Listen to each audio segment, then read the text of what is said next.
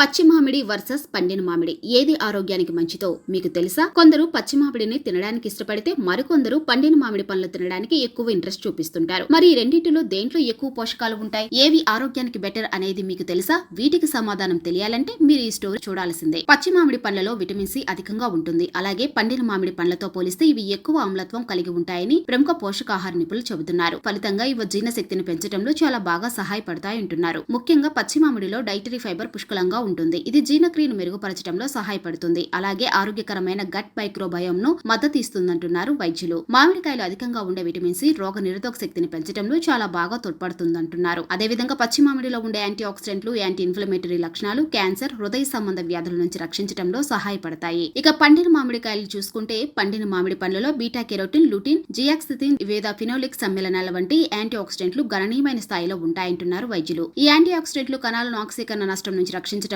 సహాయపడతాయి. అలాగే దీర్ఘకాలిక వ్యాధుల ప్రమాదాన్ని తగ్గించడంలో చాలా బాగా ఉపయోగపడతాయి. అదేవిధంగా మామిడి పండ్లలో ఉండే బీటా కెరోటిన్ వంటి శక్తివంతమైన యాంటీ ఆక్సిడెంట్లు వయసు, సంబంధిత మచ్చల క్షీణత వంటి కొన్ని రకాల వ్యాధుల నుంచి రక్షించడంలో సహాయపడతాయి. పండిన మామిడి పండ్లలో విటమిన్ ఏ అధికంగా ఉంటుంది. ఇది ఆరోగ్యకరమైన దృష్టి, రోగ నిరోధక వ్యవస్థ పనితీరు, చర్మ ఆరోగ్యాన్ని మెరుగుపరచడంలో చాలా బాగా ఉపయోగపడుతుంది. మామిడి పండ్లు ఎక్కువ మొత్తంలో సహజమైన చక్కెరలను కలిగి ఉంటాయి. ఫలితంగా ఇవి రుచిలో తీపిగా ఉంటాయి. కాబట్టి ఎక్కువ చక్కెర ఉండే వీటిని అధికంగా తీసుకోవడం వల్ల కొన్ని అనారోగ్య సమస్యలు తలెత్తవచ్చు. ముఖ్యంగా డయాబెటిస్ వ్యాధిగ్రస్తులు మామిడి పండ్ల విషయంలో కాస్త అలర్ట్ గా ఉండటం మంచిది. చివరిగా మామిడికాయ పండులో ఏది బెస్ట్ అంటే దేని ప్రత్యేకత దానిదేనట్టు నిపుణులు సూచిస్తున్నారు. రెండింటిలో ఆరోగ్యానికి మేలు చేసే పోషకాలు ఉన్నాయని చెబుతున్నారు. కాబట్టి ఏది తినాలనేది వ్యక్తి ప్రాధాన్యతలు, పోషకాహార అవసరాలపై ఆధారపడి ఉంటుందని నిపుణులు సూచిస్తున్నారు.